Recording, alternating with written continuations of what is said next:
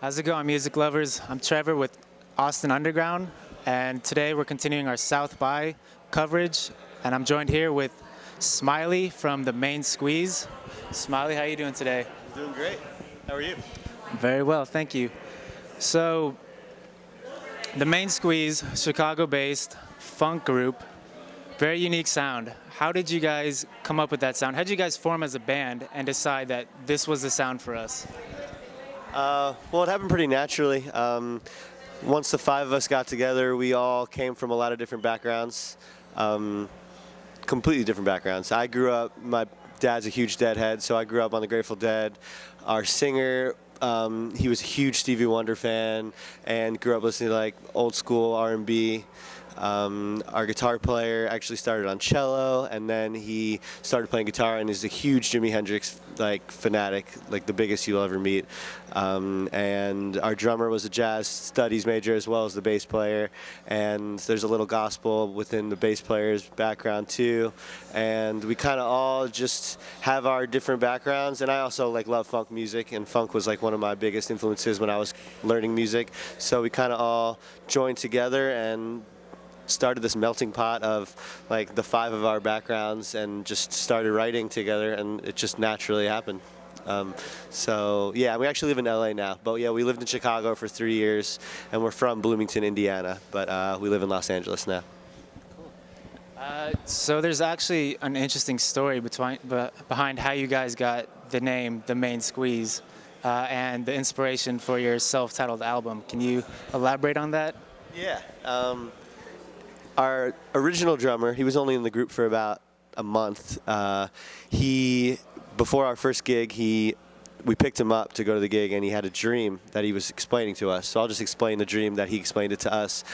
He woke up in his dream and was extremely thirsty, walked over to the fridge. This is before we had a name or anything. We were just playing our first gig and we didn't have a name.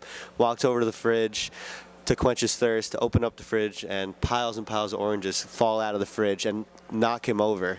He gets up, he starts quenching his thirst by squeezing the oranges into his mouth because there was no other way to get the juice out of the oranges, and he kept doing that, and eventually he looks up and he sees a marquee over the fridge that says The Main Squeeze, and he explained that dream to us, and we're like, yeah, that's what we're calling the band for sure. And 6 years later, that's our band name. Yeah, it's awesome. So you guys are no strangers to music festivals. You've played Bonnaroo and plenty of other festivals, and you even did an international competition in China, for blues and jazz competition. They took first place. What was that experience like?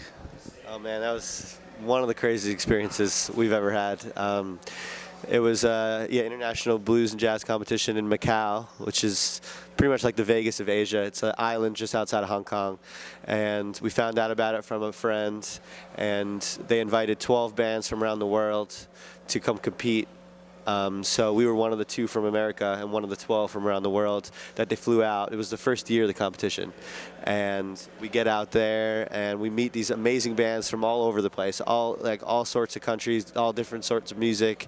And to tell you the truth, they had never really heard anything like us before, like the fans or just the regular people that were attending the festival and the competition, and they were blown away, and we were blown away by the reaction. We were still young. It was only our 3rd year as a band, and we were just excited. We just gave it our all, and we ended up winning. It was just incredible just to meet all these bands from around the world, to meet these people that don't speak our language, and to see them react to our music in the way that they did was just unbelievable. So yeah, it was really great. For your most recent album, Mind Your Head, it was actually produced by Randy Jackson. Yeah. How did you guys catch his ear, and how was it working with him? He heard of our music. He heard a couple songs and was obsessed with it immediately, and he flew out to see us in Bloomington, Indiana, which is where we started, small college town outside Indianapolis, and he came and saw us play and was blown away. He got on stage after the show and called for an encore. We went out to dinner with him, and he invited us to record an album with him. And we were young and super excited, and obviously it was a great experience. This guy came out to see us, loved it, invited us to co-record an album, and we did. We flew out to LA. The dude was the man. He was nicest guy, super knowledgeable in the music that we started with and in the music industry today. So we learned a lot from him about songwriting and just about the industry. And he loved our music for what it was, and he helped mold it a little bit just to kind of take it to like the next step. And we learned so much from him, and yeah, it was a really cool experience. And he didn't say dog ever. That's usually what people ask. He doesn't say dog. He says yo, and but yeah, he's just a really awesome guy, really good dude, and this is a great experience. You guys are on tour right now, and South by is pretty much just like a pit stop. Like you're going for a couple months out after this.